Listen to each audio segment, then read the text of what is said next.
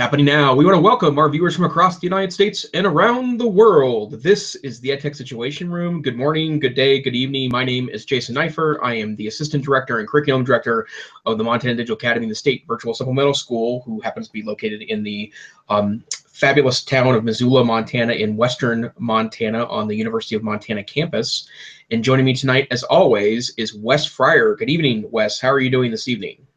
Good evening. I am happy to be joining you from Oklahoma City, and I'm glad to hear that rain and respite from fires have come, and yeah, glad that we can squeeze in. Yeah. Normally I told my family I was on the show, and they're like, "What?" And I said, "Yes, just moving nights tonight." So yep, still able to come, so that's good. Well, we've broken a record. We have 2 pages of links tonight that we have to talk about. There's no way we'll be covering that in the hour, and that's especially impressive in the fact that due to my schedule this week, we had to move 24 hours earlier, so we had less time to collect.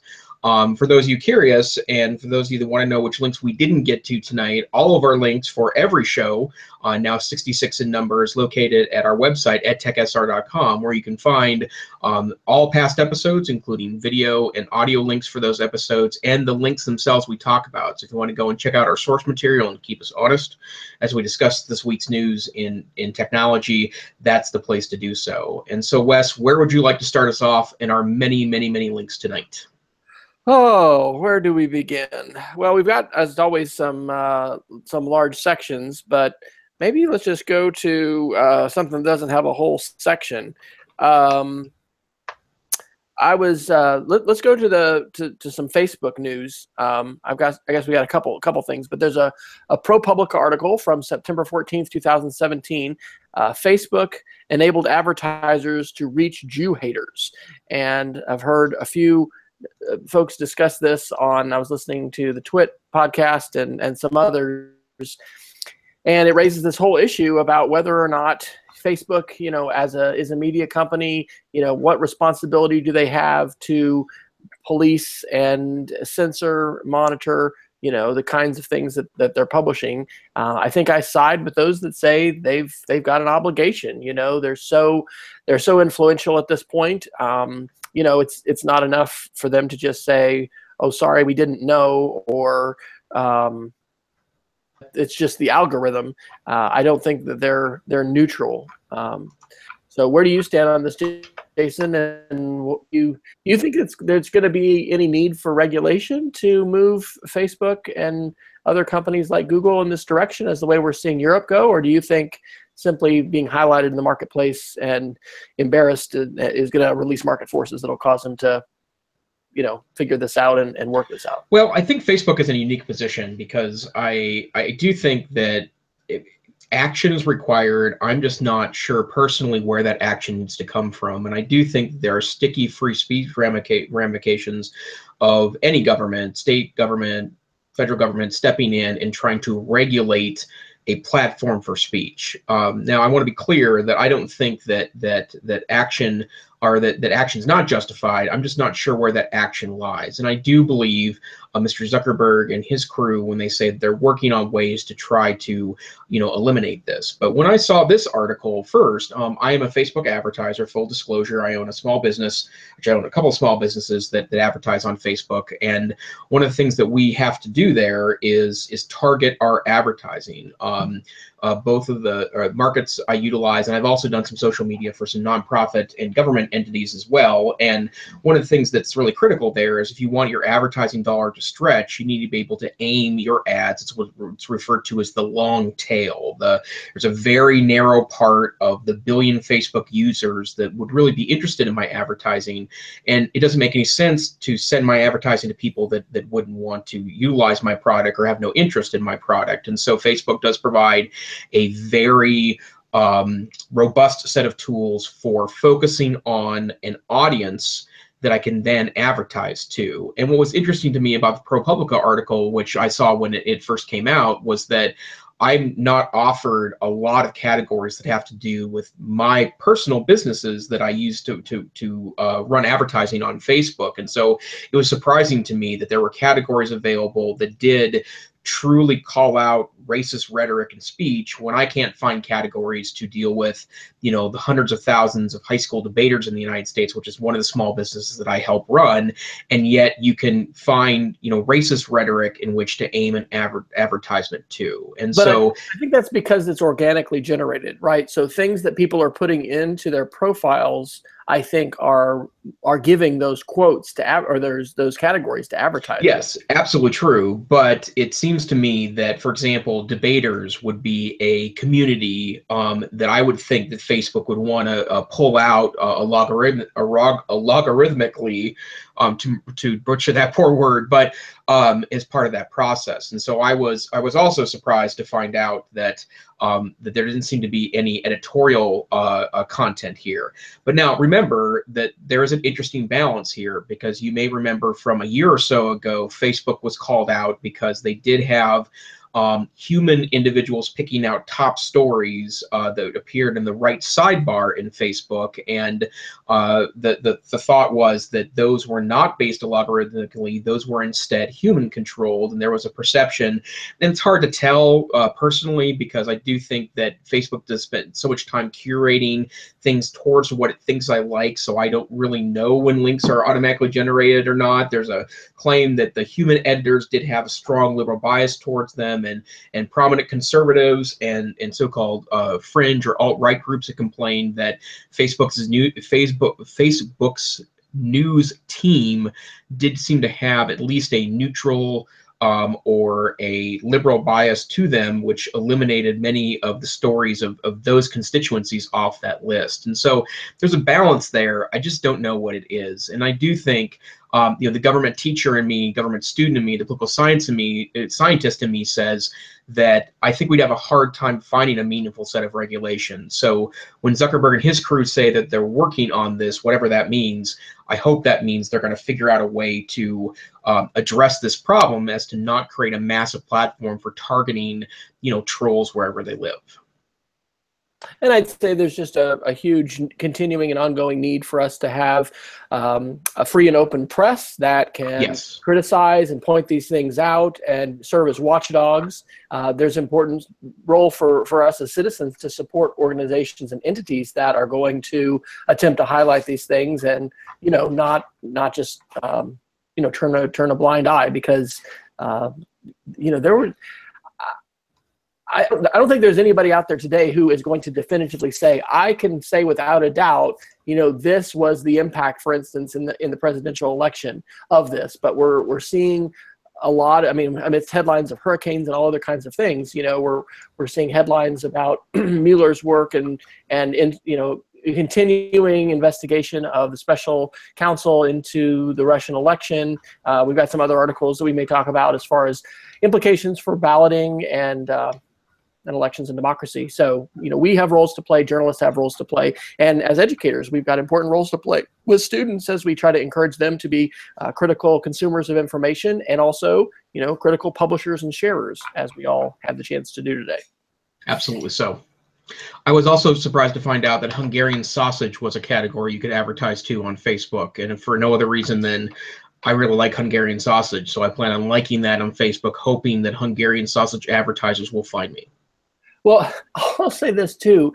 There's some things that I've wondered, it's so cutting edge, you're like, this isn't in the curriculum. But if you're going to teach something touching on social media, touching on anything that would be a lead-in to marketing, I think it's very eye-opening to kind of have the seat of the advertiser. I've only done a little bit of Facebook advertising, but to see the keys to the kingdom, so to speak, that they give you about how you can target, and wondering, what the boundaries are of that.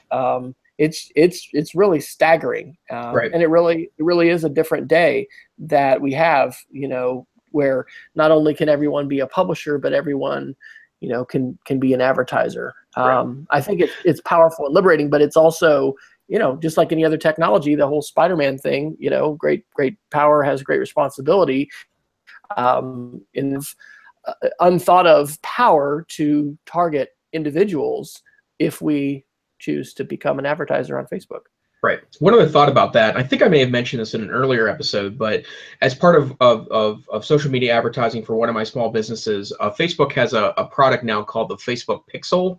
The Pixel is a little snippet of code that you can put on a website. And what it does is that it targets your users and connects back with them if they also happen to be logged in at Facebook at the same time. And it does that not necessarily to aim advertising at them later, although clearly that happens, right? Because when I go to Amazon and I then go to Facebook, then Amazon advertisements on Facebook are based on my search history. So there's obviously some communication there between Amazon and Facebook. But what's really interesting to me is that I've been able to take that pixel, place that snippet of code on my online website where I sell one of the products I'm involved in as part of my small business. And then I'm able, after 1 month, to go back in and create an audience that's based on the people that actually visit my website. Now, as an advertiser, that's extremely powerful to me because I can then target a group without exactly knowing who my group is, right? Like I'm basing it off of who actually ends up on my website, not who I can guess ends up on my website. But that also means that you may or may not understand that by being logged into Facebook and Facebook having a massive advertising reach out in the world, you're probably being tracked in ways you may not even really understand. And again, I'm comfortable with that only because I'm comfortable with that because I understand the internet runs on advertising, right? That in a world where the internet is largely free, which I put in quotation marks. The internet is free and you're the product. Facebook Exactly. Pixel brings it all home. Exactly, right? And, that's creepy. But at the same time, I understand the interchange there. I understand that these services cost money, both in the human time and the place to host them. So there has to be something there if you're not paying for it. I dropped the link into the chat, and thank you, Peggy George, for joining us live, and also into the show notes. And the link is Getting Started with the Facebook Pixel, and this is Facebook developer information. And I do think this is a huge challenge that we have with not just students, but everyone, to understand we are the product. And if we are the product being sold, are we comfortable with everything that is being sold about us, and the transparency that can be provided with some of the tools that we've referenced before, that Note to Self and other podcasts have highlighted, which kind of show here's our best guess about all the things Facebook thinks it knows about you, and affect what you click on yes or no. Facebook is much more aggressive and has been, I've noticed in the past few months or past year, when you are somewhere saying, are you recommending this place? Do you like this place? It desperately wants you to create your profile and take an active step to say, yes, I like this. And if you say, for instance, I like Chick-fil-A and I go to church here and I don't know, whatever kinds of places you frequent, it's going to aggregate you. This is big data. And so,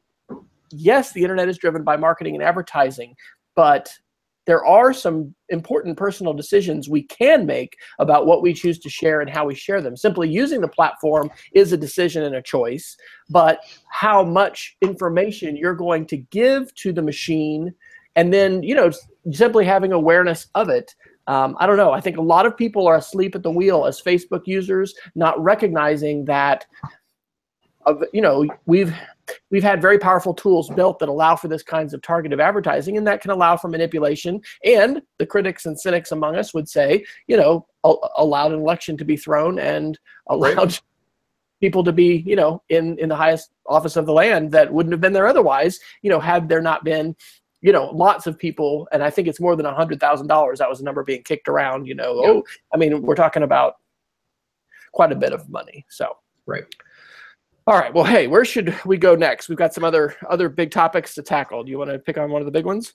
Actually, no, I want to pick on a little one quickly, because it's really exciting and it's really good news. The Verge reported today that T-Mobile, the provider for me, the provider for Wes and his family, T-Mobile has announced that their upper cap for unlimited data has increased from 32 gigs to 50 gigs. And to give you a very brief notion of what unlimited means, T-Mobile was the first provider to offer unlimited data, and unlimited data means, and this is true of all the major providers, that you can have as much 4G or 4G LTE data as you want up until a limit.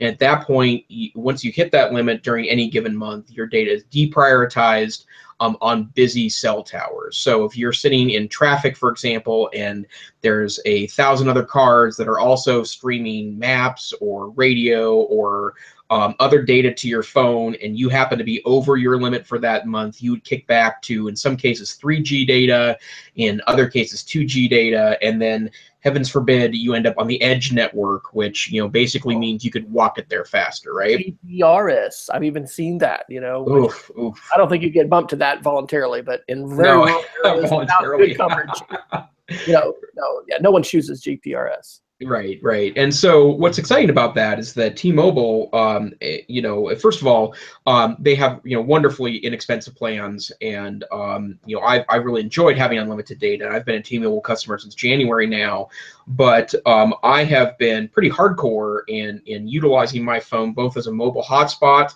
I used to have a mobile hotspot provided for me on the Verizon network at work, and we've cut that expense back because I now have the opportunity to use my phone for that. But there's been no month where I've exceeded 18 gigs as a heavy user on that network, and I've never seen the cap. And now the cap has gone from 32 gigs, which is huge, to 50 gigs for an individual user in a single month. And honestly, unless I was using this as my sole means of utilizing the internet, I can't even imagine using 50 gigs in 1 month. So Wes, I know you've had access to unlimited data a little longer than I have. So have you ever hit the 50 gig level? No, we have not. We talked about on the show too the interesting contrast between what's happening with mobile data caps and broadband home residential caps, and the sort of threat that those are going to be enforced. But the only place I've actually hit them, I have hit them with AT&T when I was tethering and hit this ridiculous 5 gig, or was it less than that? It was it was just up to a small amount. And I don't know, did you notice in the fine print, Jason, what does it say for tethering? I don't think tethering's impacted if you're on the T-Mobile, One for work or One International or whatever it is, which I am, and so I get unlimited tethering. So I don't know what that means for the regular account. Wow, yeah, that's great.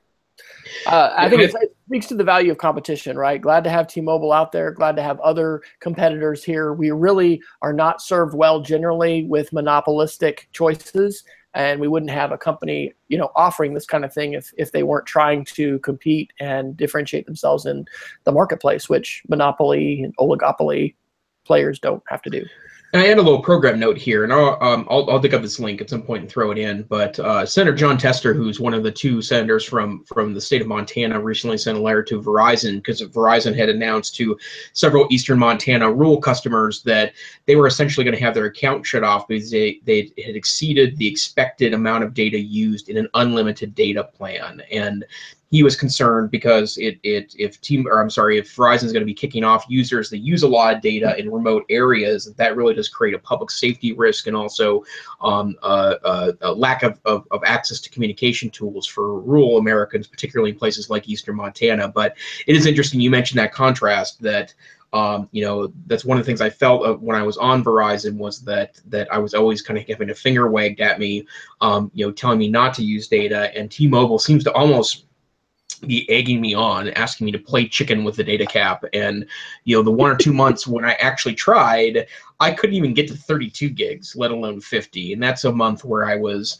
streaming Netflix on the way to work and back on the bus. I was traveling and utilized that as my main means of internet.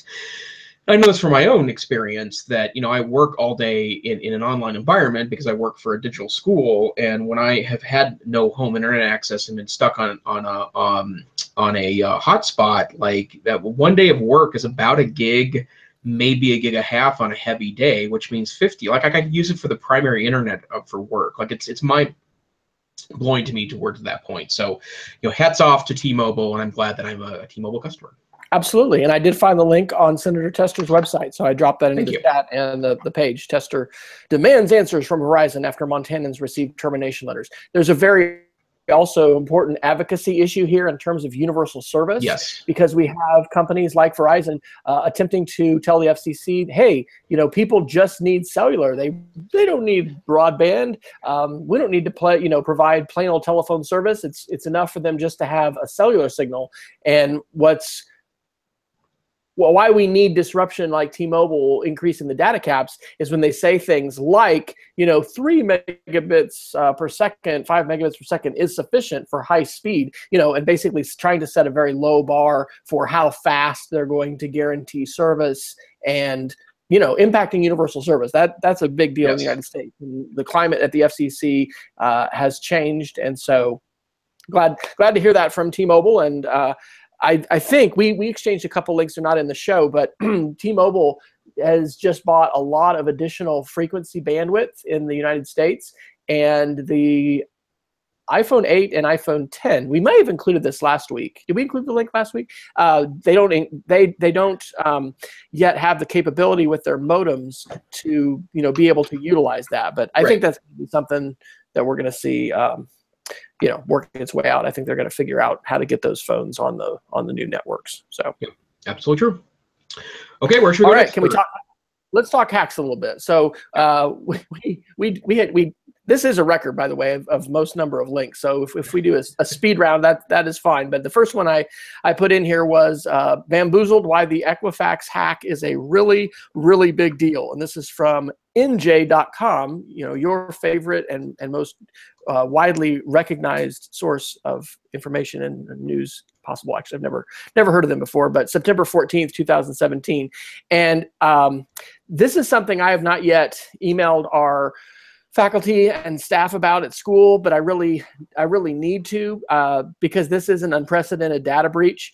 They go through some of the concerns about this. For instance, how the website that Equifax set up, EquifaxSecurity2017.com, looked like an email phishing domain. It's not the official domain of the site, and you're like, okay, do I really want to put my information here? And then the problems with they had their little clause that if you signed up for service, that maybe you were going to be saying you wouldn't participate in a class action lawsuit, et cetera, et cetera. I think we won't go down a rabbit hole about climate change, but just as we're seeing hurricanes in the Caribbean, a new normal perhaps happened here. And I remember 5 or 7 years ago, we had like 5 hurricanes hit Miami, or not all Miami, but they hit Florida. And we thought, oh my gosh, it's just crazy. I mean, I don't know whether this hurricane season will be replicated again, but it appears that there's a new normal there. There is a new normal with respect to hacking. We've talked about this on the show a lot. And I think Peggy wasn't in our chat room last time, and so I'd be curious what her thoughts are, and anybody else who is joining us. I'm ready to make the step of freezing credit. And so what everyone needs to do is, first off, recognize the site that they set up, even this points out, even when they were putting in fake credentials, it was saying, oh, you're affected. Oh, you're affected. So, perhaps this website was just trying to make everybody think that you needed to sign up for a service with Equifax, which was going to be free for a little while, and then you were going to pay for. But monitoring your credit reports, taking a look at all of your credit cards and looking for charges, this hack didn't just give a password that you've used on a few websites, or maybe it's the one you use on all the sites, but we're talking about your social, your driver's license, your birthday, all of these things that are going to be essential to obtain additional credit. And so looking for anything that's suspicious and considering that step of freezing your credit. I think Jason had put in a good link about how difficult it was. There was I think a CNN or some other Forbes or somebody, a news person, who was trying to do that, and it was really hard because Equifax wasn't providing swift online means to get your credit frozen, and even when you tried to call, they said, sorry, call back later. So the second link that's in there is credit freeze information by state, by TransUnion, and I went ahead and looked up Oklahoma. These companies charge when you want to do something like freeze your credit. In Oklahoma, if you are the victim of identity theft, then you are able to do all of these things for free, whether you want to add, lift, or remove a credit freeze. And let's see, Montana, yeah, similarly, is free if you can prove that you are a victim. But if you're not, it's going to be $3 to add, $3 to remove yourself from the freeze. So, Jason, are you giving any advice today regarding the Equifax hack and freezing credit? Yeah, well, first, I've had a couple people ping me on this, and to be clear, I am included in the data theft pile. My wife is not. We actually were discussing this via texting today. I think we're going to put a freeze on my credit in order to make sure that nothing gets pinged there. And she doesn't feel the need to for good reason, because hers wasn't impacted. But the thing that's really terrible about this is that, I mean, I've had stuff stolen from websites before. I mean, my credit card has been canceled, a dozen times in the last 5 years, because apparently my credit card number had been stolen by a merchant or in a merchant account that works with my Bank of America card, and so that's been an annoyance. But the bottom line is that the Equifax data dump includes a ton of information that you would never find stored in one location, right? It's social security numbers, and it's credit card numbers, and it's personal information, much of which can be able to draw enough information about you to really do some damage. And the fact that they were apparently very sloppy technological security systems in a group that is so trusted for data and financial information is pretty sad. But I guess my big piece of advice, and I've seen this in a number of websites now, there are lots of places to get free credit reports. By the way, going to freecreditreport.com is not one of them. One piece of advice I can give is that freecreditreport.com is a pay-for service, whereas I believe it's annualcreditreport.com is the free site maintained by the 3 credit bureaus, where you can get a new report. I think it's every 3 to 4 months from one of the major credit reporting groups.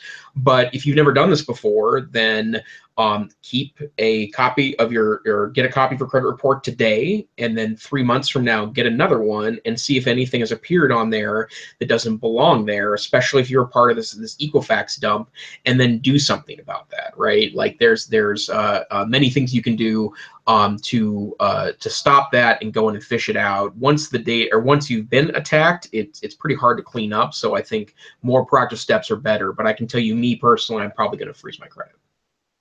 A couple other articles under here. Avast reckons CC Cleaner malware infected 2.27 million users. This is from TechCrunch on September the 18th. And so if you have used or using Windows machines and have in the last 20 years, or help people who do, you've probably been on the search for malware cleanup software, Yep. both commercially available and free. And so CC Cleaner is one of these programs that a lot of people have downloaded and utilized. And so hackers were smart enough to have an injection hack that if people were trying to clean with this free tool, they were actually giving themselves malware and compromising their systems. So Yep. This has been revealed, and I guess, what does this point out, Jason? What should people conclude from this article? Well, first I should say I use CC Cleaner. I have a couple of times, or use it. It's a standard install for me on Windows machines. What I like about it is that it goes in and clears out caches, and can save valuable disk space, especially when you have a small SSD drive, which I have had on a number of Windows laptops. It's a great way to keep junk from building up. It's a company and a product I trust, and I was a little shocked to see this when I spotted it yesterday in just a Google News briefing. And the bottom line is that my understanding of the articles is that the company doesn't believe that the information or that the piece of malware was actually activated at any point, like no one was impacted directly by this malware. So that's good news.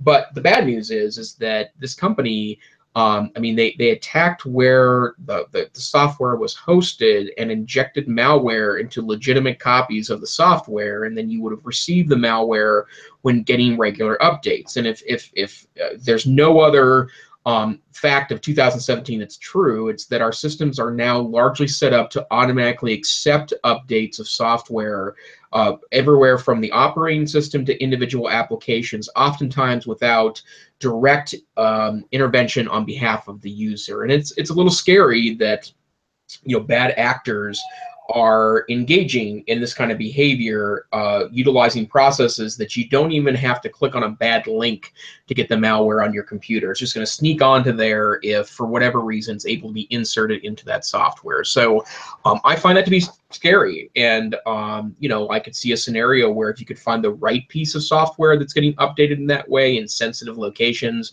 hospitals, schools, financial institutions, it could create a really big mess really quickly. So I'm hoping what this does is that it appears there's going to be no lasting impact from this, although I'm assuming CCleaner will decrease its ultimate market penetration for cleanup applications that are out there. That's sad for that particular company, but I'm hoping this highlights some awareness of this particular issue and starts to build both cognizance of it and tools for managing and checking these things.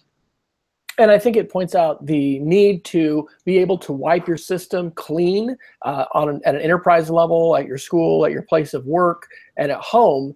Being able to back up data and then wipe everything out, having a fresh version of the operating system, is generally a best practice now, I think, rather than trying to say, wow, let me try to run however many programs I can figure out that I either download for free or that I pay for that are going to clean these kinds of things up. And so I think we're going to continue to see the ongoing evolution of operating systems that make that even easier. Again, at school this week, I was the ease with which Chrome lets us do all kinds of things. And so hopefully we're going to see, I don't know that we have this in the show, but Microsoft continue to move forward, and Apple as well, with operating systems, making them, for users more secure, and then allowing for, kind of the reformatting and the wipeout of the drive. Yep, absolutely. Next article in that sequence is from actually Google on September 8th. 7 ways admins can help secure accounts against phishing in G Suite. And as most of our viewers are probably aware, phishing with a P-H-I-S-H-I-N-G is when folks are going to, malicious hackers, malicious folks are going to try to get you to click on something and oftentimes put in your credentials that are going to then give away the keys to the kingdom to your Google account, to your online banking site, whatever it is. And whereas we have sometimes, as this week, articles that about, oh my gosh, what am I going to do? I mean, this is 7 concrete things that administrators of Google Apps for Education, G Suite domains can do. And I was thrilled to read this because I'm actually going to reference this in an upcoming email to our faculty and staff. Recommendation number 1, which we have started to do and are requiring everyone to do by December, is enforcing 2-step verification.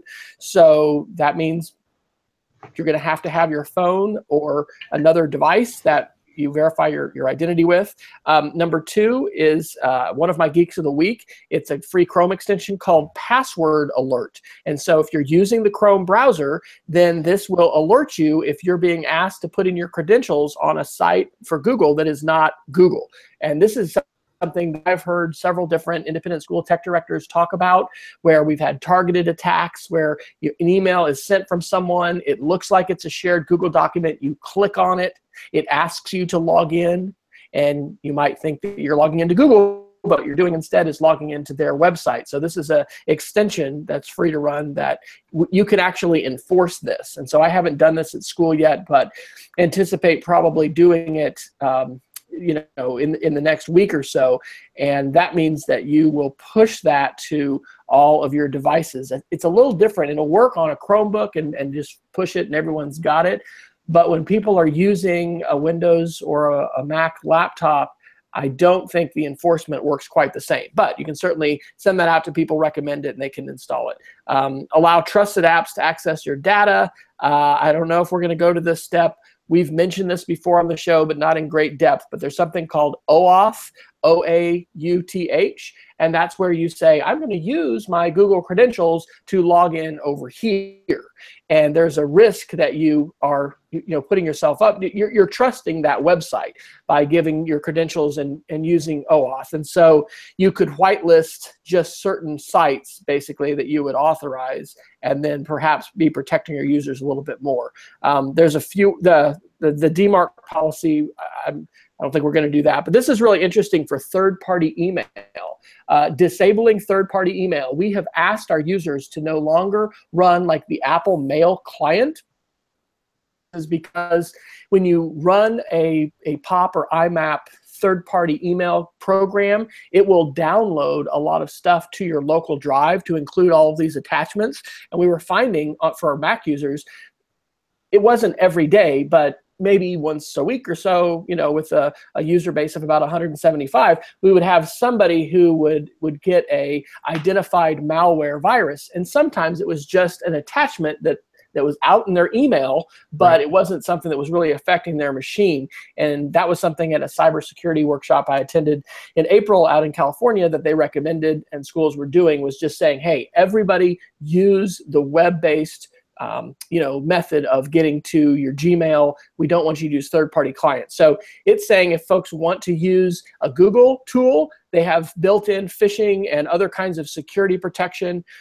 but that would crimp some people's style if they're using, third-party clients on their phones or on their laptops to do that. And then just encouraging people to pay attention to warnings. I thought this was a great article, and if anybody who's a G Suite admin, I think should take a look at that, and especially take a look at two-step if you're not enforcing that yet. But there's a host of other good tools and resources there.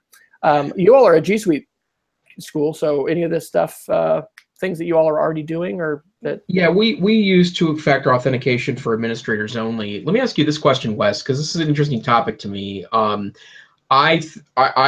all in on two-factor authentication. I now use it in every account that I can, and I was a little spooked by the Equifax dump, and then I had a couple of funky things happen about a month or so ago where my Netflix account was compromised, and I think I know what happened. I had been in a hotel in Idaho, and there for a couple of days doing a training, and the first night there, I need some background noise. So instead of doing what I usually would do, which would be to set up a complicated, personalized Chromecast in the hotel room, let's ignore the nerdiness of that for just a second. What I had done is I actually, they had Netflix integrated in the TV, and so I signed into my account and called it good, and I watched a couple of things, and it was fine, and it seemed to be a little faster than the wireless, so I was able to take advantage of that. And when my account was compromised and someone had taken over the account and then changed the email to another email address, and I was able to call Netflix, and they fixed it in about 35 seconds and said that the likely scenario was that, or they said, we've seen this a lot in the last 6 months, and they said it was because I had entered my username and password in a device. They said it's like a TV, and like if you've been traveling lately, where you at a hotel. And I assumed that the hotel was going to wipe that information when I was done, but they said in a lot of cases they don't. And so people will go in and change your email in the account and call it good. And I had a couple other little things that had happened that were probably nothing, but they gave me the heebie-jeebies. And so I decided to go all in on two-factor authentication. So the question I have for you, Wes, is that, first, have you introduced this to your faculty at all? And are you concerned that you're going to get a lot of pushback from the convenience or inconvenience of that? Yes, so we've introduced it as a phased program, and this summer, as we refreshed laptops for our elementary teachers, and then starting back to school for our middle school teachers, we required everybody to have what we told them was about a 30-minute sit-down where we went through several different security procedures and let them know that this was optional now, but would be required by December, but we'd be happy to help them set that up. And I think in every case, they went ahead and let us help them set that up. Explained why this is important, why we recommend doing this everywhere they can, and people have been very receptive to that. We also help them with password manager. We're LastPass. We're not managing that. We're not mandating it, but it is such a universal pain point for people with passwords that folks were very, very happy to get that assistance and those recommendations. And the last thing we just did, had to do with passwords on your machine, making sure that you had a password activated after a certain amount of inactivity, and then showing them how to create a hot corner, so they're stepping away from their computer. They could just go ahead and have their screen lock and, students or who parents or whoever, we haven't had a security incident with that. But somebody couldn't just step up to your machine, move your mouse and access your email to read what was going on. So we haven't had pushback on that yet. However, I'll say that, as we here near the end of September, October, and we're not refreshing laptops. We're on a 5-year cycle, so not everyone's getting a new computer.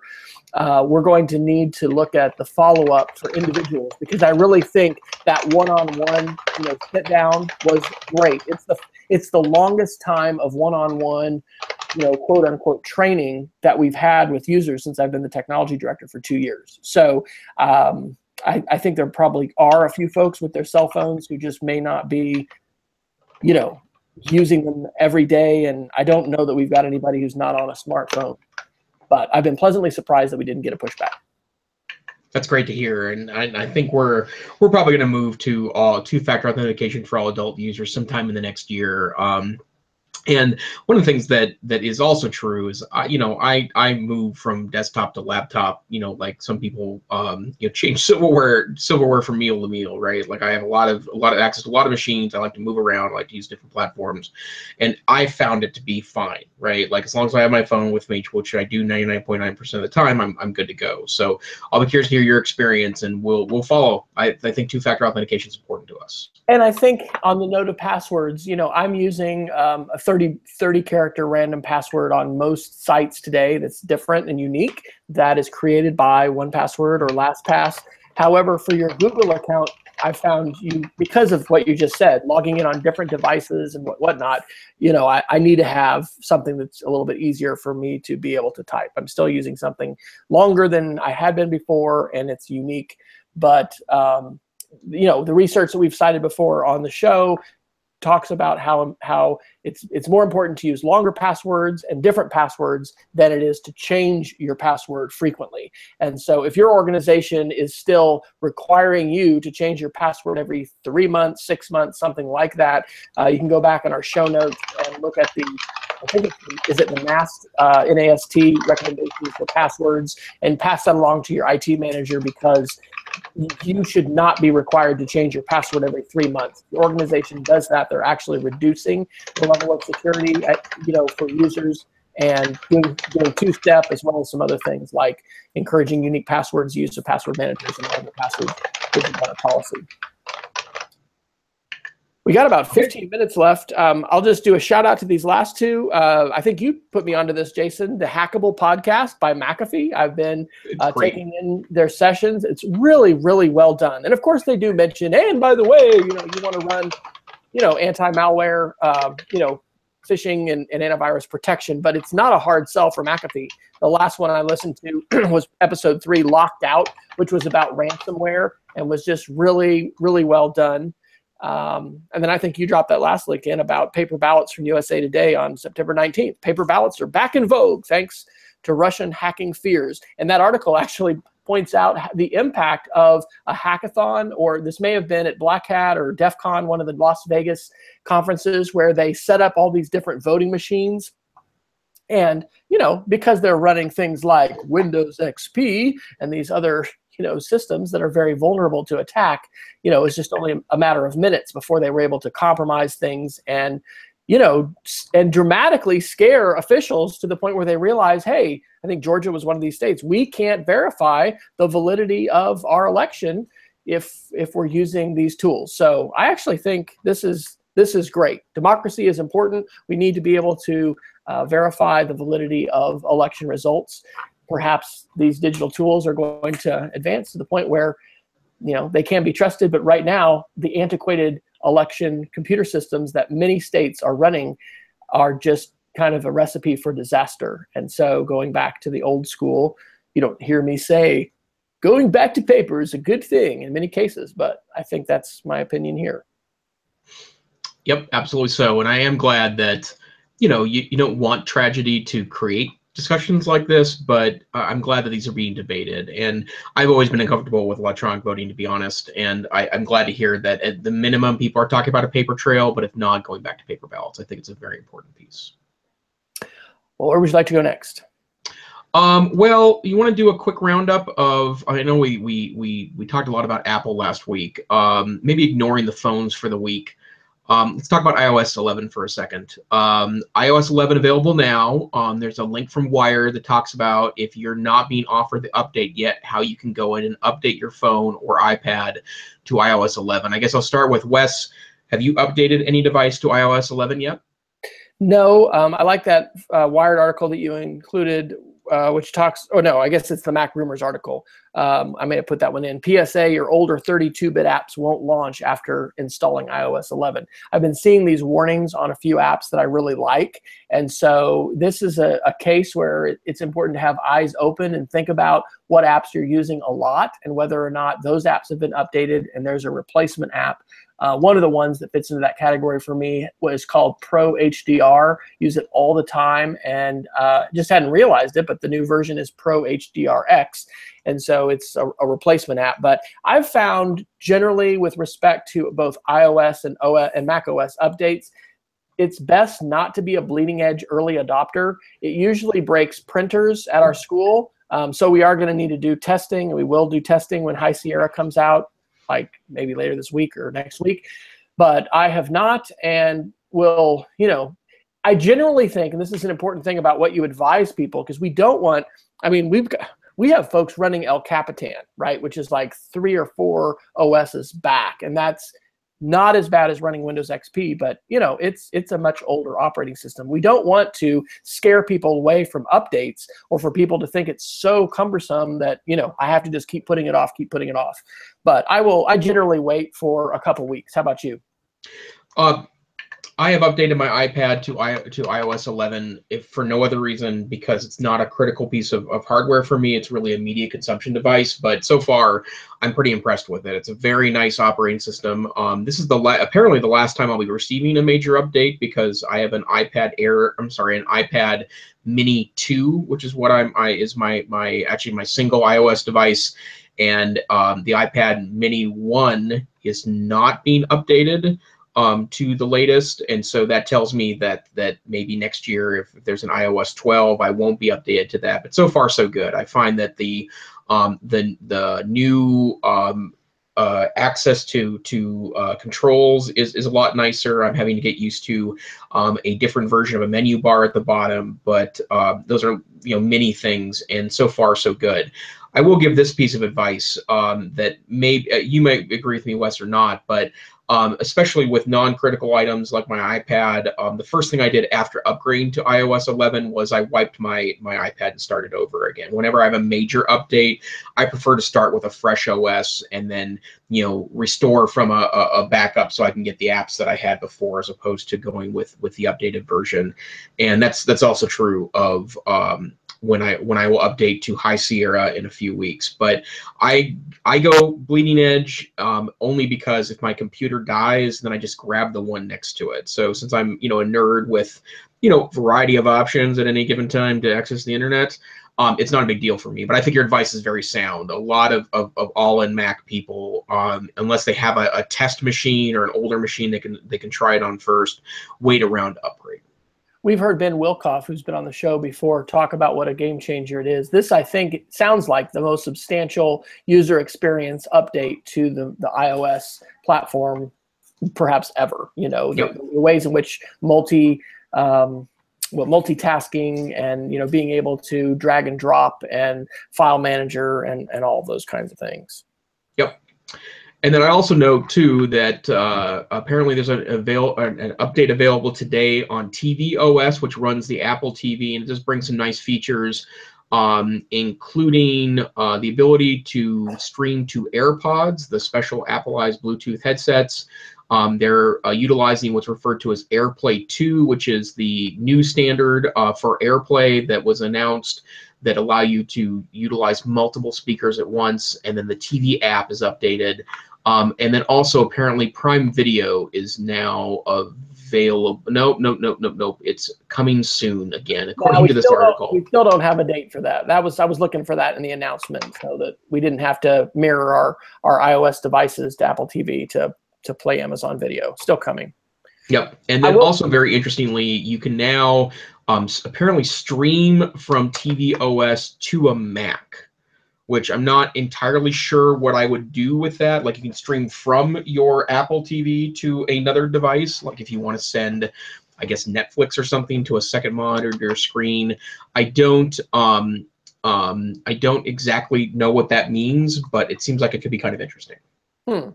I will do a quick shout out on the iPhone, not to digress too much, but Forbes has a great article from September 18th called iPhone 8 versus iPhone 7. What's the difference? You know, in reading that, some other articles, and listening to some podcasts, I really do not think there's a persuasive reason at this time, family-wise, for us to make the jump to an X or maybe even an 8. I am struck by what a religious experience. And you know, I love Apple, right? I just absolutely have loved Apple for a long, long time. But it is, you know, obviously we play into the hands of marketers when we spend our entire show talking about their products and just, you know, falling over ourselves about how amazing they are.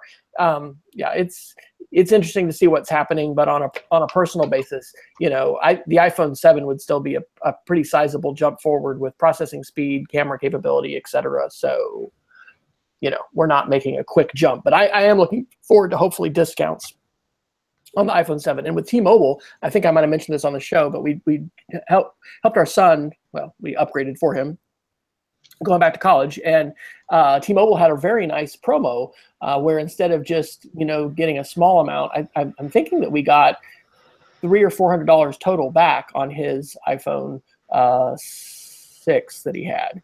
And so it was just it was a better trade-in, which I think they were doing in advance of the 8 and the X, but it's still available, you know. And anyway, that's just an aside. So that it's a good Forbes article, you know, kind of comparing it. And while the new features are exciting, I don't think that any of us need to be compelled to say we have to have, you know, this latest device, especially when you look at how expensive it is. Do you want to say a few things about the Google Pixel? Are you waiting with bated breath? So yeah, I'm glad to maybe balance it out. So October 4th, there's going to be a Google event, and I've heard a lot of different rumors about what might be covered in this event. But I think that there seems to be some certainty that first there's going to be updated Pixel phones. That's the Google branded phone that was first released last year, replacing the so-called Nexus phones, which were the Google phones for the previous 5 years before that. But apparently the Pixel 2 and the Pixel 2 XL, which would be a 5.2-inch-ish phone and then a 5.6 or 7-inch phone, with new updates and interesting new things, apparently will make an appearance on October 4th. And I am not in the market for a Pixel phone, if for no other reason than the latest rumors place the higher end phone, which is the one I'm more likely to go with, at $950, and I'm just not in the market for a $950 phone. I believe I say this every week now, so I might as well just jump in. I am using a 3-year-old Galaxy Note 4 on the T-Mobile network that I picked up used, and I'm very happy with it right now, even though it only runs Android version 6, which is, I guess, now 2 years behind the curve in regards to operating systems, but it's good enough, especially for the price that I picked this up used. The Pixel phone looks beautiful. I'm assuming that things that people perceived as mistakes in the Pixel 1 phone will be rectified in the Pixel 2 phone, and I'm sure it'll be a beautiful competitor. But there is a lot of rumors and thoughts that Google could slip in some interesting things that people are not expecting. And there's a good article from that Wes dropped in from valuewalk.com, another source I haven't really heard of before, but pitching surprises, and could be dual cameras, could be new hardware, mystery hardware things that haven't been seen before, or are brand new, or taking on AR or VR initiatives. But a lot of people are noting that there haven't been a lot of leaks about the Pixel phone. There have been vague rumors, unlike the iPhone, which almost all the aspects to it were leaked, and even though people didn't really understand there'd be 3 phones, Pixel seems to be pretty hidden, which is unusual for Google, which usually is kind of a leaky boat for rumors.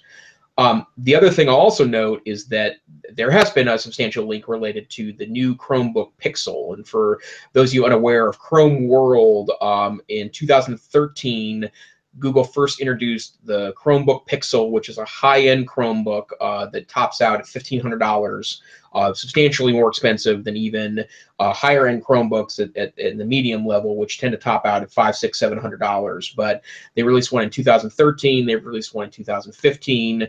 Both of those were beautiful hardware devices that had beautiful touch screens, high-resolution screens, decent battery life, a lot of advantage to it over even a medium end or high end Windows laptop. And apparently, according to a leak in The Verge today, that they're looking at a Pixelbook. That Pixelbook would be a new name for the device. They would start at $1,199, would go up to $1,700 for a 512 gigabyte Pixel, which, to be honest, I don't know what you would do with that space. I mean, every Chromebook I use, with the exception of one of the high-end ones that I utilize sometimes, has 16 or 8 gigabytes of storage, and it's just fine because it's cloud-based. And so I have no idea what the advantage of a 512 gigabyte Chromebook would be. But the surprise in today's renderings is that there's a Pixel Pen or a Pixel Pencil that's being pitched as a add-on to the Chromebook. It's $99. Of course, people are hand-wringing about that amount, which is interesting because that's about the price of the so-called Apple Pencil. But the bottom line is that there it is, the Apple Pencil. The bottom line is that I'm probably not in the market for one, but I love the Pixel Chromebooks. I think they're really beautiful devices. Any interest on your end for a high-end Chromebook, sir? I don't think so, but continuing to watch with interest, and especially on the wireless display. Have you found a platform that works well with your Pixel, or sorry, not with your Pixel, but just with your Android phones, right, in terms of wireless streaming, the same way you can do that with AirPlay? Other than the Chromecast, no. The Chromecast works just fine. The problem, of course, is that it doesn't work with enterprise networks. It doesn't work easily with enterprise networks. It's not manageable with enterprise networks, but it also doesn't do a pure mirroring, right? It's always choosing an app, and then we've got a Chromecast now at the house set up, and it does work, well for throwing video and audio and things like that, onto the screen, but not for doing a full-on, hey, let me do a workshop, show you how to. Right. Yep. So that'll probably be the number one thing that I would watch for, and I'll mention that in the Geek of the Week as far as cross-platform ability to do that. Really fast speed round because we're about at the top of the hour. I've got a section, CRISPR and genomics. Nature Magazine, September 18th. CRISPR reveals genetic master switches behind butterfly and wing patterns. And this is fascinating, right? We've mentioned it on the show before. CRISPR is this sort of Frankenstein, Jurassic Park empowered tool, allowing scientists to snip out parts of the genetic code and then have other kinds of code come in, whether that could repair unwanted mutations or to make modifications. And one of the really interesting things about this is it's just less complex than they thought it was. They thought that might be a lot of different genes that accounted for, these butterfly wing patterns, and it turns out it's just a couple. There's a Futurism article, which I guess I still need to put the date on. Geneticists have used CRISPR gene editing to create crops that grow more food. And this is, again, just absolutely fascinating how the continued march of the agricultural revolution. I've told this story before, I think, where, driving into my hometown of Manhattan, Kansas, they've got these signs, one Kansas farmer feeds X number of people. And, that climbed up into the 50s. And this summer when I was going to St. Mary's, Kansas, I think it was over 100, like 130, wow, something like that. And so, this is Star Trek. This is the future of, continued agricultural productivity. I got a tweet back from someone about, how we're continuing, commodity prices and things like that are pretty low, and, we're still not feeding the world in healthy ways, comprehensively. But there was also an article I think we shared a few weeks ago that was talking about a human embryo study. Chemical and Engineering News, something I read every day, on September 18th says doubts raised over validity of CRISPR-edited human embryo study. I think this is a great one to show students, because we need to, critically analyze the sources. We've mentioned tongue-in-cheek some of these different sources that we haven't heard of, but who's saying that?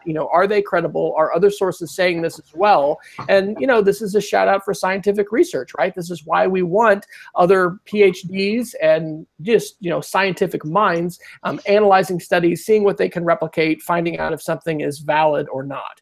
And the last thing really does have the classroom connection. This is a video. It's about 9 minutes long. Are GMOs good or bad? Genetic engineering and our food.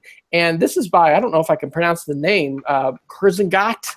In a nutshell, he says something in the byline for their YouTube, like, quality over quantity. I think they go for 1 new video per month. But this is a fantastic, well-done video, really breaking down genetic engineering and GMOs. It'd just be fantastic as a writing prompt for students. This would be a great, thing to take a look at, ethically. There's, public policy implications about this and how things are labeled and marketed, talking about how natural selection and just the ways in which farmers over the centuries have genetically modified plants by, picking what they wanted to raise. And, I think similar things happen with dogs as far as, breeds and things like that. It wasn't CRISPR that, brought about those revolutions. But now we've got the opportunity to make seismic and enormous, changes in the genetic code with these kinds of tools. And I just think this is a huge topic to keep talking about. And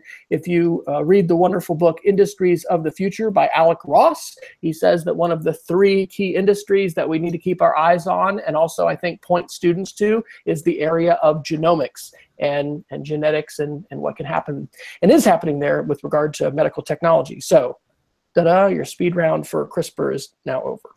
Any thoughts? No, other than, I mean, that we discussed this in past.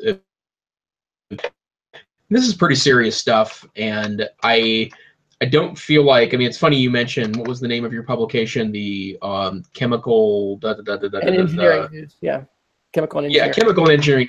Also on my magazine stand as well.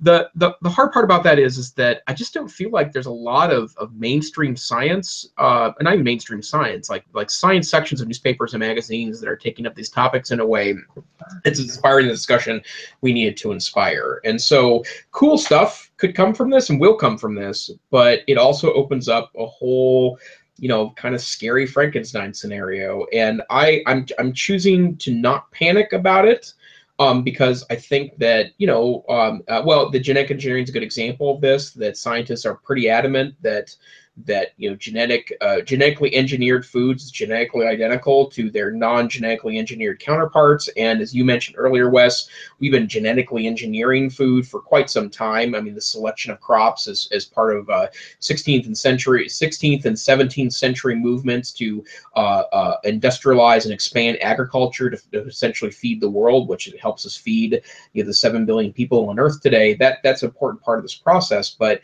there's a lot of stuff here that it feels like we're kind of opening Pandora's box, which may need to happen to help serve the next 10 billion of humans. But in the meantime, we need to be having broader discussions about this. And I feel like that in a world where science is not getting paid attention to as much as I think it should, we need to be having better discussions about this. And this starts in schools, right? I mean, that's the bottom line.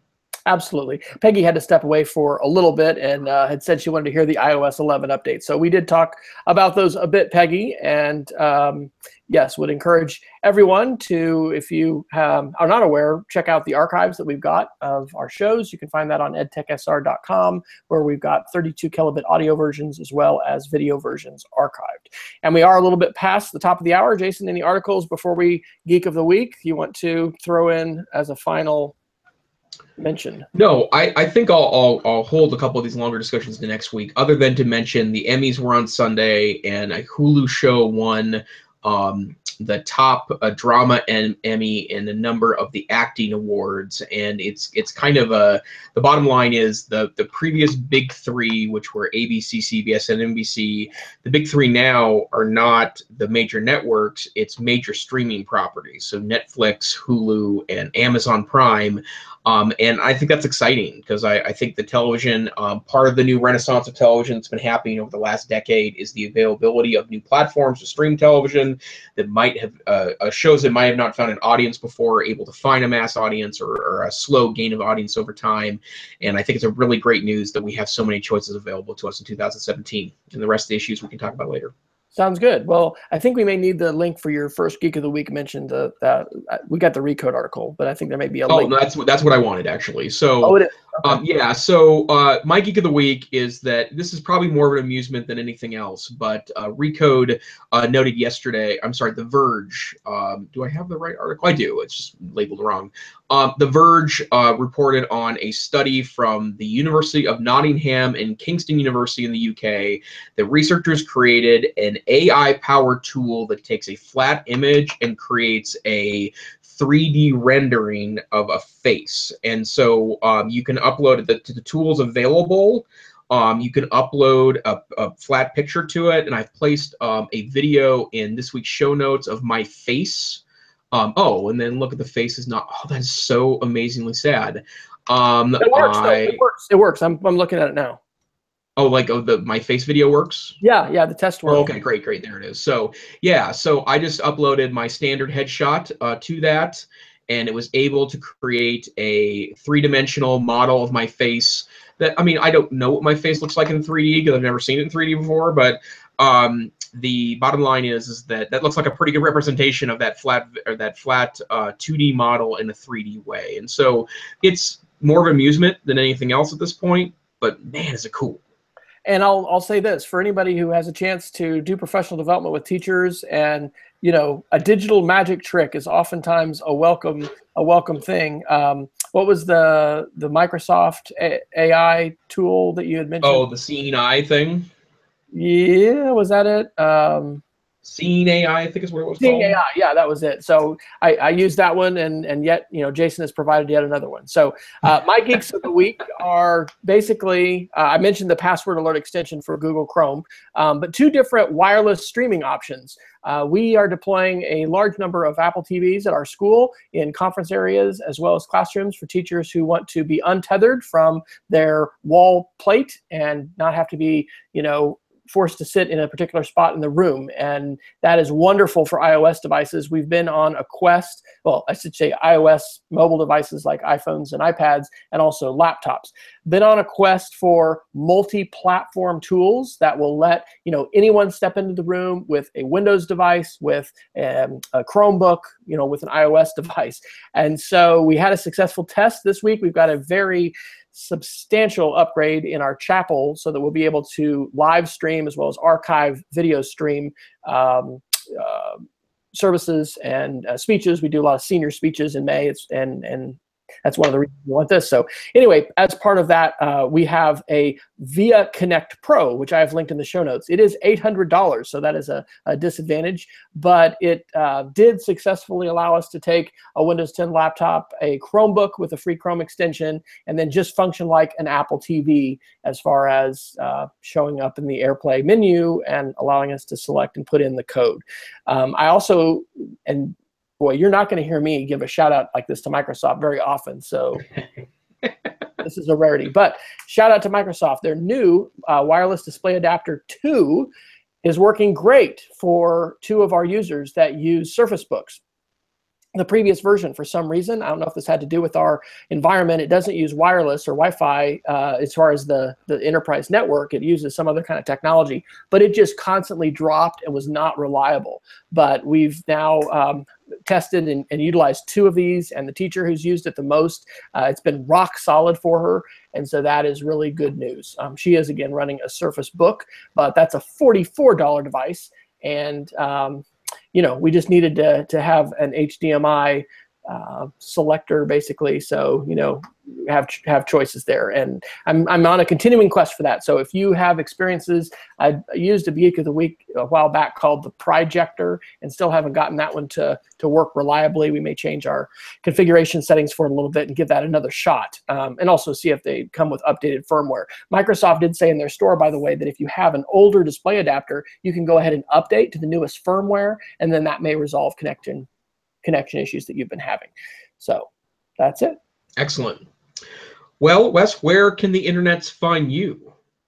I am on speedofcreativity.org. I am W. Fryer on Twitter, and I will be publishing a podcast soon, which I don't know if I can get tonight, but my wife did a little fun PBS Scratch Junior camp, and in addition to these regular podcasts on EdTech SR, I am the occasional podcaster on speedofcreativity.org.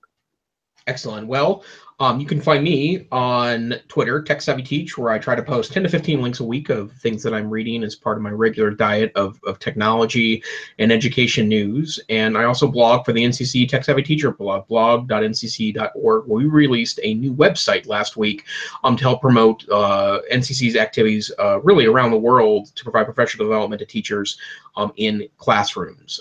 This here is the EdTech Situation Room podcast, where you can join us usually Wednesday nights, sometimes Tuesday nights, sometimes Thursday nights, maybe a rogue Friday night here or there.